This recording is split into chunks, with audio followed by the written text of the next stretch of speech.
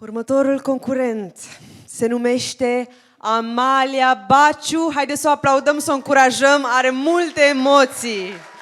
Baftă, Amalia!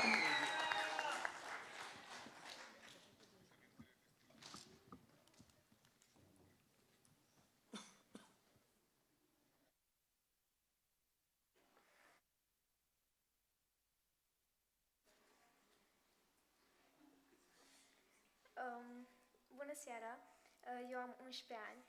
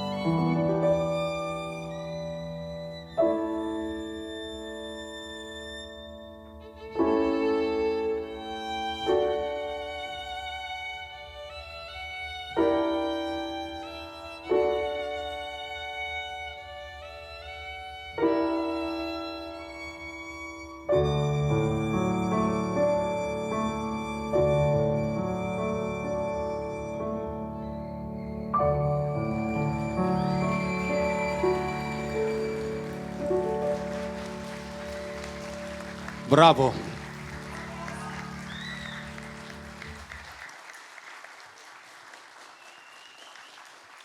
Nu știu dacă știți cam câte ore se ascund câte ore de studiu și de muncă se ascund în spatele unei piese ca să-ți iasă, să o cânți, să ai un sunet curat, să ai un vibrato frumos și pentru vârsta ta nu pot decât să te felicit și sunt convins că din puținele ore de joacă cu copiii, tu alegi tot să studiezi la vioară. Așa e? Bravo, felicitări! Piesa se cheamă Lady in Lavandă?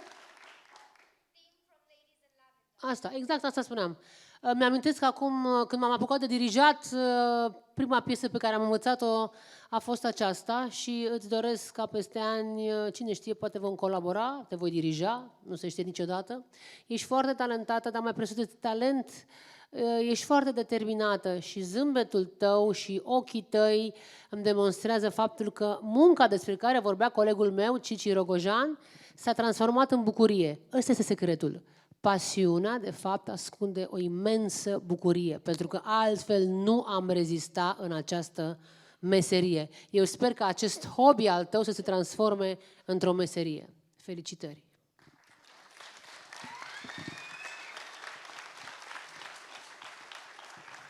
Ai ales o melodie frumoasă ca tine. V-ați potrivit extraordinar. Ești sensibilă, sunt convinsă, și reușești să transmiți sensibilitatea ta cu zâmbetul ăla frumos. Bravo! Tot înainte! Să încerc o figură poetică. Băcițo, ai un suflet violin. Ești minunată. Succes! În continuare, succes! Studiu și succes!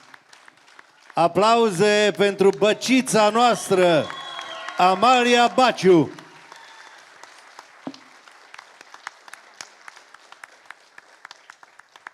Vă rog să o scoateți din priză.